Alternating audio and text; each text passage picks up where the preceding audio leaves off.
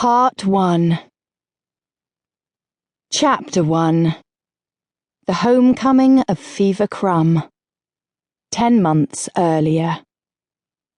Fever came home to London in a summer storm, her land barge bowling up the Great South Road beneath a sky full of rainbows.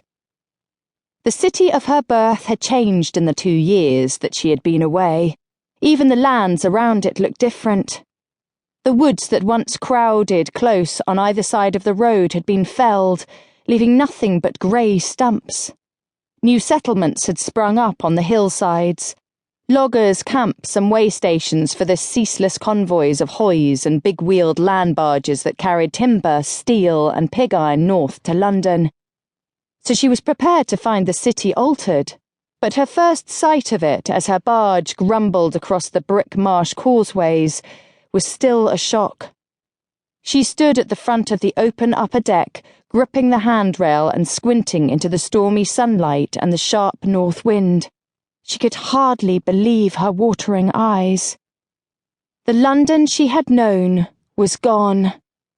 On Ludgate Hill, most of the old familiar buildings still stood, but they looked odd and isolated, like the last trees of a slaughtered forest. Around the hill's foot, where slums and rookeries once raised their gambrel roofs, there now stretched empty lots, tumbled mounds of house bricks and rows and rows and rows of pale tents. All that remained of the vanished districts were their temples, like stony islands in a canvas sea, dwarfed by the immense new mills and factories, whose chimneys filled the sky above the city with a storm cloud greater and darker than those that were gusting off Hampstead's Heath. And even the factories seemed like toys compared with the new London, which squatted motionless and vast amid their smoke.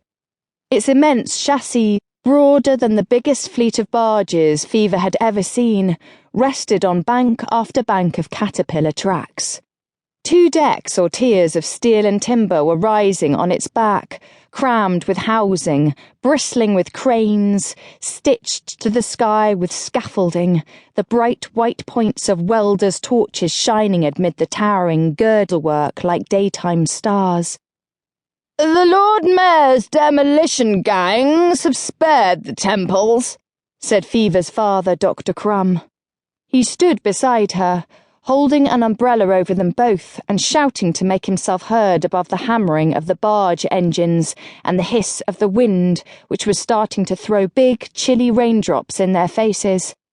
"He was afraid of stirring up religious trouble, but they will have to be torn down soon. There is wood and metal and salvage plastic in those buildings, which the new city needs."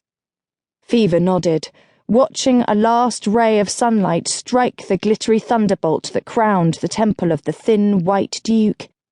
As an engineer, she had no time for London's silly gods and their temples, but she still felt sad that those great buildings, which had formed the skyline of her childhood, would soon be gone. A gust blew Dr. Crumb's umbrella inside out, and he struggled with it for a moment, then turned away from the rail. "Come, Fever. The weather worsens. Let us go inside." Reluctantly, she followed him through the hatch and down the tight twist of wooden stairs. The barge was swaying and jolting as its huge wheels bumped down off the causeway's end onto London cobbles. Fever braced herself against its sudden movements without even noticing. She was used to land barges. For 2 years she travelled as technician aboard one of them, a mobile theatre called Persimmon's Electric Lyceum. Right across Europa, all the way to the island city of Maida. But she did not like thinking about Maida. Fever's mother, Wavy Godshawk, London's chief engineer, was waiting for them in the barge's comfortable cabin. Wavy was a Scriven, the last of that curious mutant race, and the Scriven liked to stay inside when it was raining, like cats.